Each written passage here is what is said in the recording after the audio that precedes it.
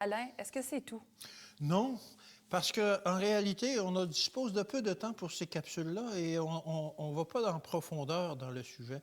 Mais si vous voulez en savoir plus, on a des cadeaux pour vous. On a un cadeau pour vous. Vous pouvez aller sur notre site Internet, facealavérité.org, et télécharger un PDF qui va vous donner une étude plus grande de ce sujet-là. Et c'est gratuit. Gratuit? Oui. Alors, profitons-en. Alain, j'ai une autre question par rapport à l'homme. On entend toutes sortes d'histoires un peu parfois colorées, farfelues sur l'origine de l'homme, de sa composition. Mais est-ce qu'il existe une recette pour le corps humain? Est-ce qu'il y a une partie de nous qui est immortelle? Est-ce que l'âme et le corps, c'est un, c'est quoi? C'est immortel? Est-ce que la Bible parle un peu de ça? La Bible parle beaucoup de ça, effectivement. La Bible décrit très bien ce qu'est l'homme. Et malheureusement, effectivement, dans notre société aujourd'hui, il existe toutes sortes de théories concernant justement ce qu'est l'homme. L'homme aurait une âme qui est immortelle. Parfois, certains vont dire que l'homme est une partie de Dieu qui fait plusieurs vies, qui finalement devient bonne et retourne à Dieu, etc. La réincarnation, là? La réincarnation, Okay. le processus de purification, de sanctification par des réincarnations. Mais la Bible n'enseigne pas ces choses-là. Allons voir ce que la Bible enseigne vraiment. Premièrement, comment a été créé l'homme?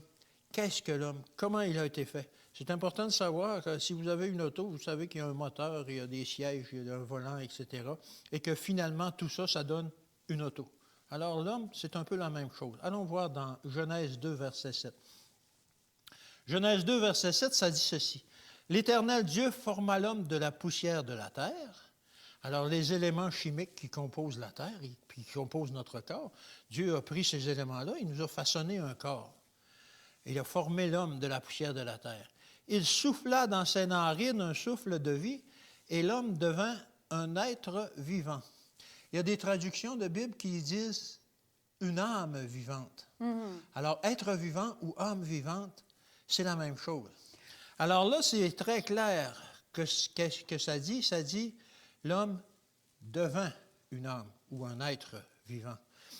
Il n'est pas dit que Dieu donna une âme au corps.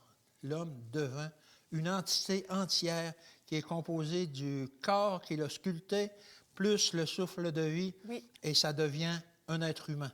L'homme est un tout, n'est pas quelque chose qui vient de je ne sais pas quoi, là, puis qui va survivre pour l'éternité. Alors, si je comprends bien, pour que l'homme soit vivant, pour que l'âme soit vivante, le corps de l'homme doit exister et avoir le souffle en lui. Si tu enlèves un des ingrédients, donc il n'y a pas d'âme, il n'y a pas de vie.